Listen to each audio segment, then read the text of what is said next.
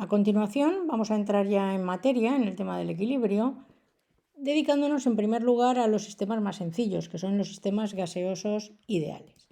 Entonces hablaremos en este apartado de equilibrios homogéneos.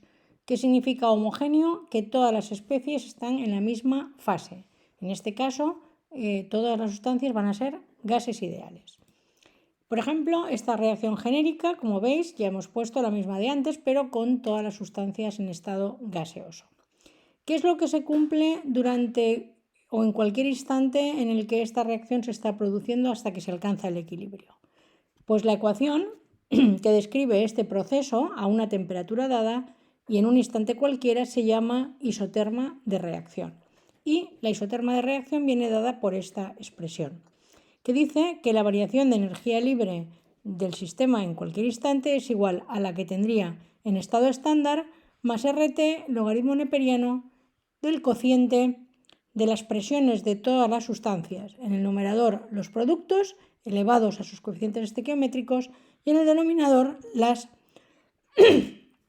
presiones parciales de los reactivos elevadas a sus coeficientes estequiométricos.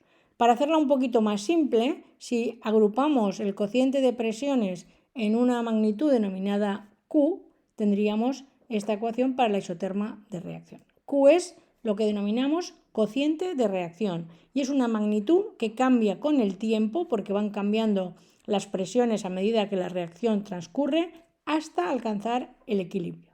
En el momento que alcanza el equilibrio, como veremos más adelante, se hace constante.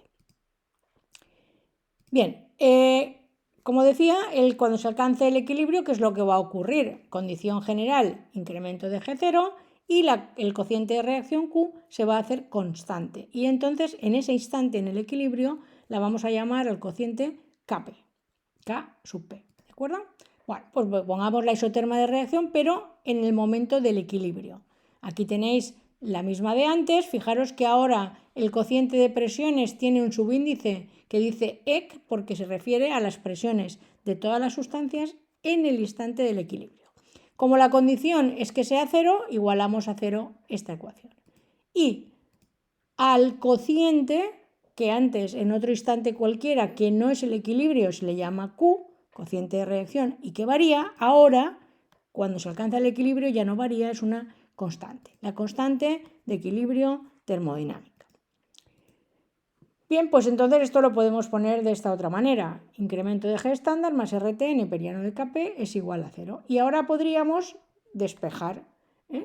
Si la suma de dos cosas es igual a 0 es porque las dos cosas son iguales pero cambiadas de signo. De manera que esta expresión nos puede servir para calcular K sub P si conocemos incremento de G estándar o viceversa. Calcular incremento de G estándar si conocemos K sub P.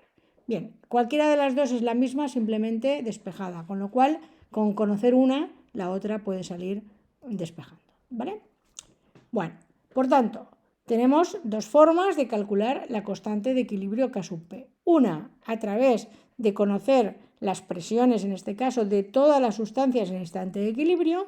Esta expresión, como veis aquí, será dimensional, es decir, tendrá unidades dependiendo de los coeficientes A, B, C y D.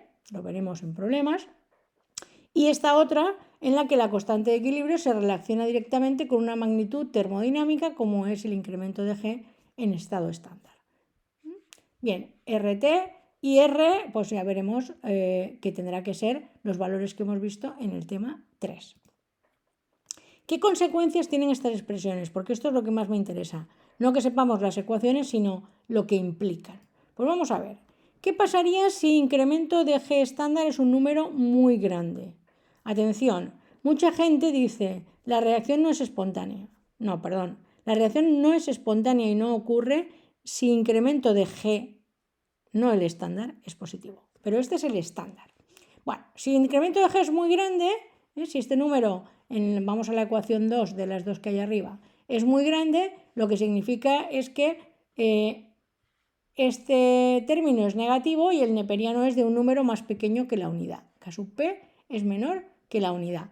Si K sub P es menor que la unidad, por la ecuación 1, podemos observar que el numerador será más pequeño que el denominador. Es decir, hay pocos productos y muchos reactivos. O lo que es lo mismo, hay muy poca tendencia a que los reactivos se transformen en productos. O en otras palabras, será una reacción en la que el rendimiento será bajo. ¿Y si incremento de G estándar es muy negativo? Bueno, pues entonces en ese caso, si es muy negativo, como la otra parte de la igualdad también es menos, significará que el neperiano es positivo y que Kp será mayor que la unidad. Si Kp, como decíamos, es el cociente productos reactivos y eso es muy grande, mayor que la unidad, significa que el numerador, los productos, son más grandes que los reactivos. Es decir, hay mucha tendencia y es una reacción o un estado de equilibrio con un rendimiento alto. ¿Qué ocurre si incremento de G estándar es cero?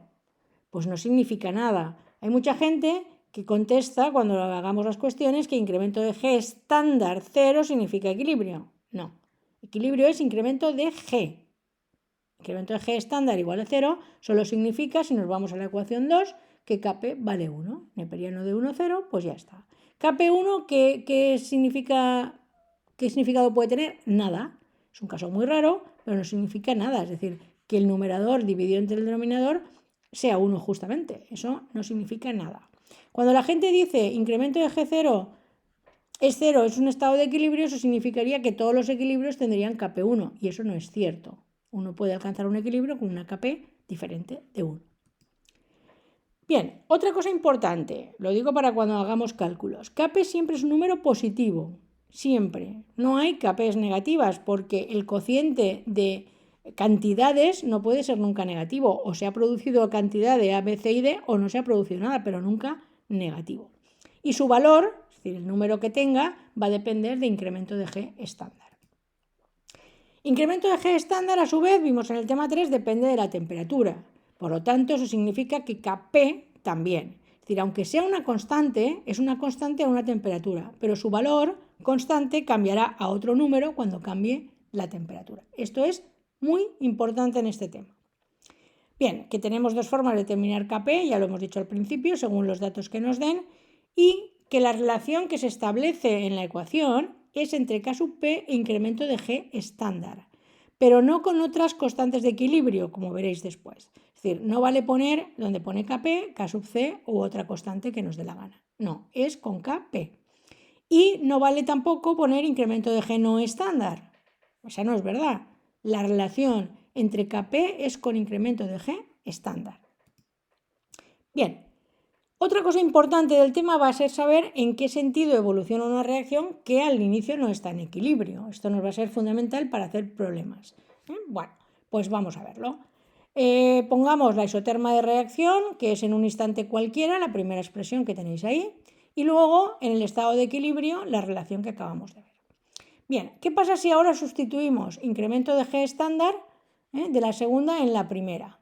Bueno, pues sustituimos y hacemos operaciones para arreglar lo que nos queda y nos sale esto de aquí, que incremento de G es igual a RT neperiano de Q entre Kp.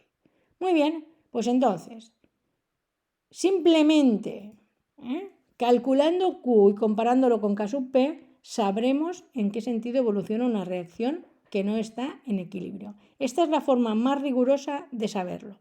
Después veremos otros aspectos cualitativos que todos conocéis del bachiller, pero el único que nos da de verdad información de dónde evoluciona y que es riguroso es calcular Q y compararlo con K sub P. ¿Por qué? Pues porque si Q es más pequeña que K sub P, el logaritmo neperiano de ese cociente es un número negativo, luego incremento de G es negativa y según el tema 3 significa que la reacción es espontánea de reactivos a productos. Por lo tanto, evoluciona de reactivos a productos. ¿Qué ocurre si Q es mayor que Kp? Pues entonces el neperiano es mayor que la unidad e incremento de G es positivo. Luego no será espontánea tal como está escrita, de reactivos a productos, sino que evoluciona al revés.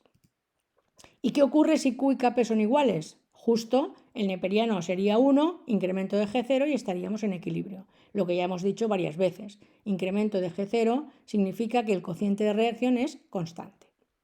Bien, pues aquí tenemos un nuevo criterio, si queréis decirlo así, de espontaneidad, para saber hacia dónde evoluciona una reacción química.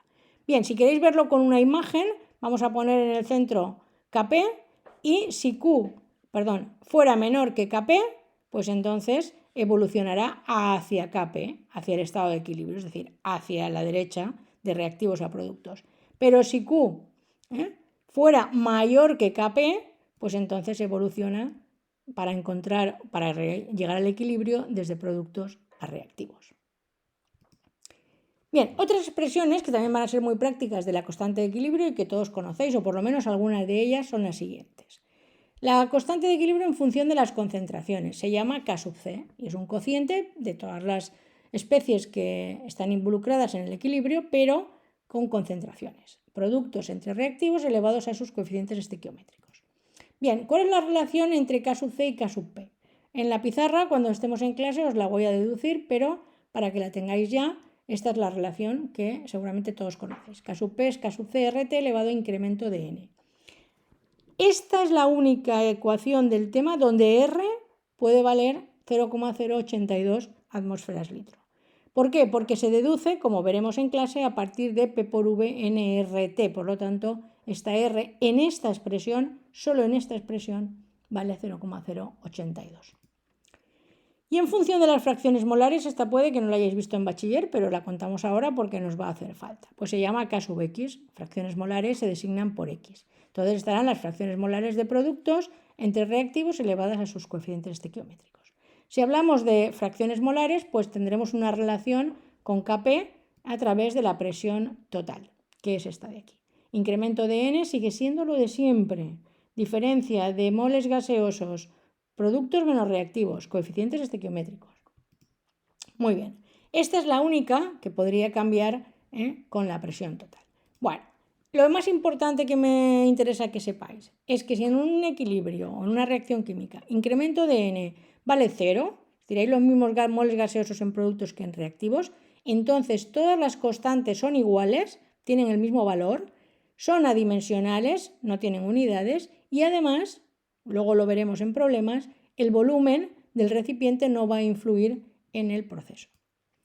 Si por el contrario tuviéramos un equilibrio en el que la presión total en estado de equilibrio fuera 1, en ese caso, si venimos a la última expresión, cuando la presión total es 1 elevada a lo que sea, Kp y Kx serían iguales.